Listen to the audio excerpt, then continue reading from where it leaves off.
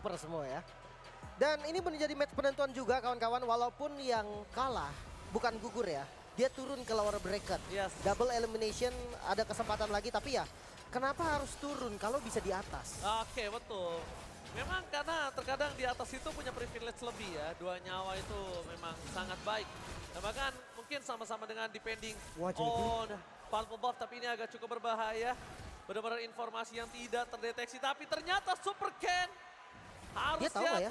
tahu karena tadi dari Orange Buff-nya menuju ke arah JP. Informasi telah diberikan. Iron Hulk telah dapatkan, Flicker telah didapatkan karena para pasukan dari Echo langsung reset. Karena kalau Orange Buff-nya tadi nggak ke sana, itu dia nggak tahu kalau ada JP di sana. Ya, dan itu delay waktu banyak banget. Sementara untuk emblem, Fanny dari Super Ken kan nggak pakai Seasonal Hunter nih. Jadi jungle-nya juga nggak bisa secepat Link dari Zaida yang pakai Seasonal Hunter. Apalagi di dalam pertamanya dia punya Fatal, nambahin damage critical dan critical change-nya lagi. Mungkin persamaannya ada di Lethal Counter, Lethal Ignition buat dari Super Ken. Sementara kalau dari Zaida dia pakai Killing Spree, chain kill mungkin aja terjadi berarti. Ya oke, walaupun chain kill terjadi, tapi kali ini kita agak cukup sulit para pasukan dari Echo untuk bisa ngedive ke arah belakang. Dan mungkin di arah metode late game ini akan cukup berat bisa memakan posisi dari Ki. Yang posisinya akan cukup sulit dideteksi. Tapi kalau yang aku lihat, 3 game menuju ke arah Brody, mereka tetap ingin bermain Kate. Dan mereka akan membuat gimana caranya. Outplay ini bermain dengan free hit. Tapi kalau tidak di babysit, tapi dia bermain depending aja. karena mungkin assassin lawannya Bang. Jadi memang Brody ini selain dia ya mandiri tadi yang Bang Oji bilang, dia efektif juga ketika dia berhadapan dengan assassin, dia bisa counter attack. Dan Pakito juga yang mahal banget tadi sempat kita bahas dan udah setup langsung ke arah turtle yang pertama. Oke, dan bahkan kali ini retribution akan didapatkan oleh seorang Zaida. Tempest of Blade untuk defensif aja. Kayaknya menurut aku pribadi Tempest of Blade tadi tuh tidak harus dikeluarkan. Cuma dia lebih memilih untuk memantapkan diri untuk bisa mengamankan. Tapi di depan sana ada outplay yang akan coba dimakan Super Ken atau tidak. Nampaknya nggak terlalu berani. Walaupun Ender Apathy menunjukkan outplay, walaupun bisa dibilang outplay ini bisa dimakan Super Ken. Tapi riskan sekali. Dia masih punya flicker juga Bang. Takutnya nanti malah dibalikin karena posisi temennya deket dan dimakan nampaknya. Lorihan langsung berasa dengan happy birthday. Dan seorang Super Fin dimakan begitu saja. First blood yang didapatkan membuat para pasukan dari Echo lebih pede lagi untuk mencoba mempertahankan posisi dari Super Ken. Dan surprise attack. Rotasi dari Sanford terlalu jauh. Lihat ini rotasi Sanford yang selalu dia lakukan. Bermain ke laning jauh dan memakan sosok Super Ken di menit-menit awal itu sangat-sangat mahal. Itu knock up-nya mahal banget dari Sanji tadi.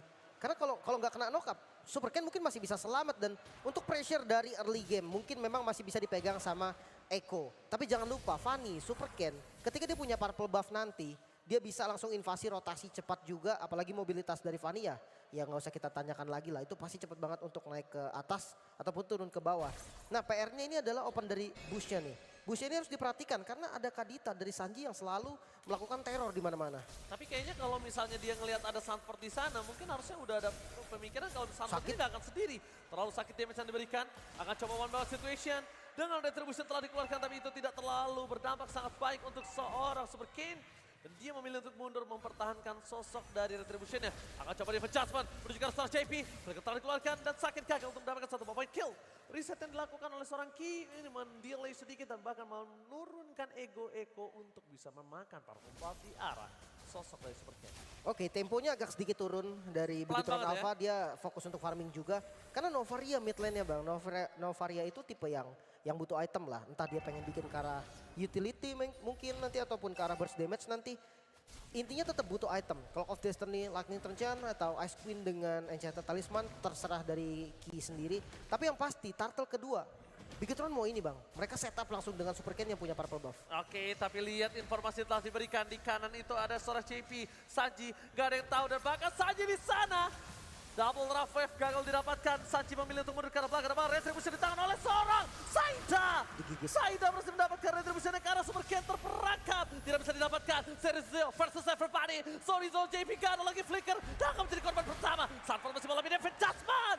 Membuat Sanford kali ini harus menangkap flicker. Double kill. Looking for triple kill. Karena Sanji cuma punya Petrify di sini. Gak ada pasif tapi ya udah gak bisa dikejar lagi. Gak ada efek sisi sama sekali. Retribution memang dimenangkan oleh Zaida. Tadi karena Super Ken-nya kena bloody hand, dia nggak bisa retry jadinya. Digigit. Dan ini dia defense ke arah bottom lane yang dilakukan. Defense ke arah bottom lane. Walaupun nampaknya berhasil, tapi ini akan ada buying time sedikit. Membuat para pasukan dari Echo, mereka kehilangan tempo permainan mereka. Udah mulai coba dihajar, walaupun perbandingan dua level yang berbeda. Ini nampaknya tidak terlalu takut untuk Sorizo bisa memakan seorang Zaida. Iya, karena burst damage-nya lagi-lagi nih dari JP, dia bisa main sama Sanji. Tapi apa nggak sayang kalau buka dua ulti kayak JP buka Bloody Hand, Sanji buka Rockwave buat dapetin 1 kill, kan rugi gitu kan. Ya mungkin karena dia lihat tadi ada seorang Super Ken yang mungkin sosok yang sangat mahal. Tapi Love Flaker, with Bloody Hand, akan coba dihajar. Langsung ada Rafev, informasi telah diberikan. Super Fin nampaknya 3 ultimate all in di arah top lane dan tidak ada pertukaran. Kalaupun ada pertukaran, ini akan menjadi pertukaran yang didapatkan di arah Purple Buff sih menurut aku. Ya dan ini agak bahaya sebenarnya Bang kalau invasi dari sekarang ya, walaupun gak ada Bloody Hand. Tetap ada Pakito nih, Pakito untuk di meta sekarang menurut gue bahkan untuk first pick pun mungkin aja terjadi. Masih Memang worth it. Powernya tuh sekuat itu dan untuk item, Corrosion ini udah jadi link zaman now ya. Dari Corrosion ini bisa mempercepat farming dan untuk split push juga karena attack speednya makin cepat. Sementara untuk Fanny dari Super Ken dia punya Heptasis. Nah burst damage-nya ini mulai terasa apalagi dia pakai Lethal Ignition. Jangan lupakan Lethal Ignition yang ada efek burn-nya nanti. Itu gampang banget di-trigger dengan bantuan dari Heptasis. Dan mungkin kalau bisa kita lihat Heptasis dia akan bermain in and out.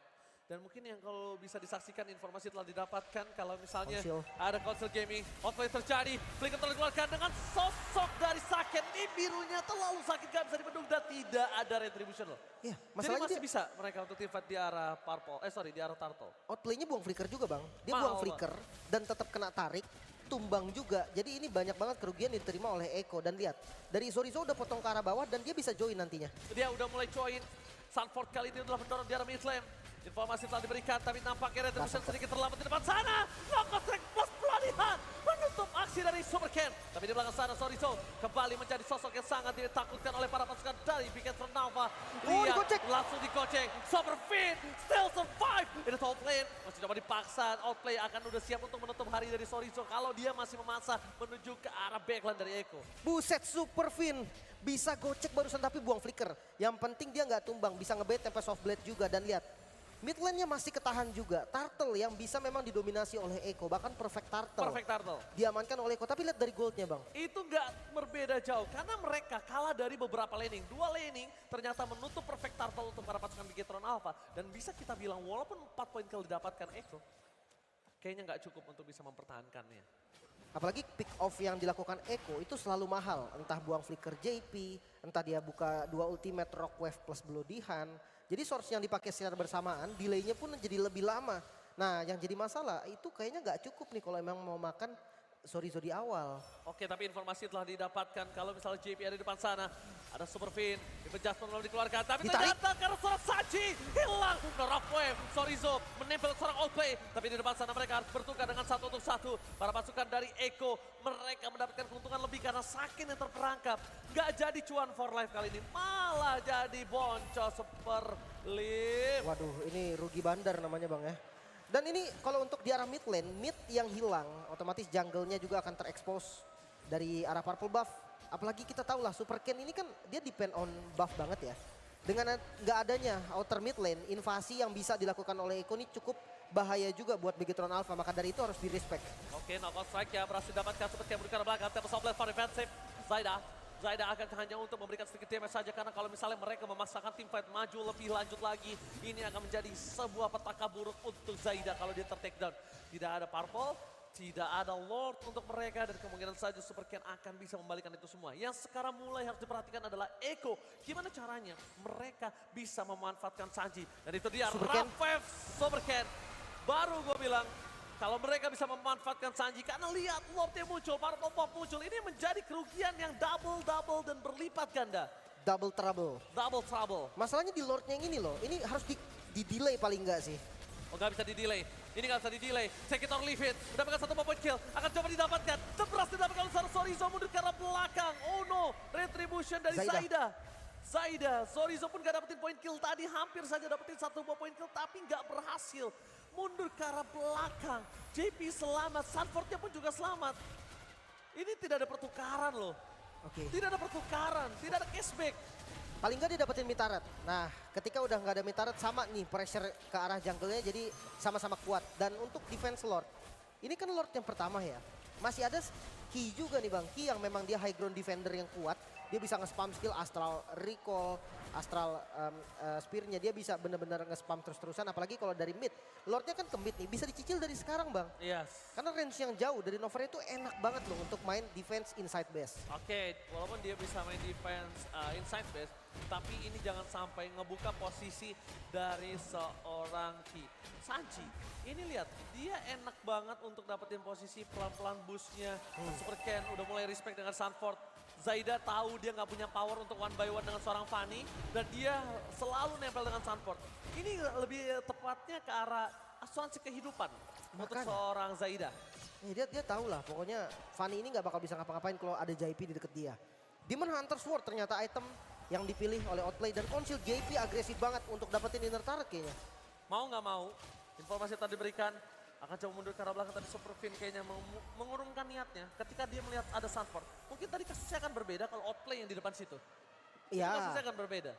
Cuman kalau Outplay depan situ berarti dia out position Bang, bukan Outplay. Iya.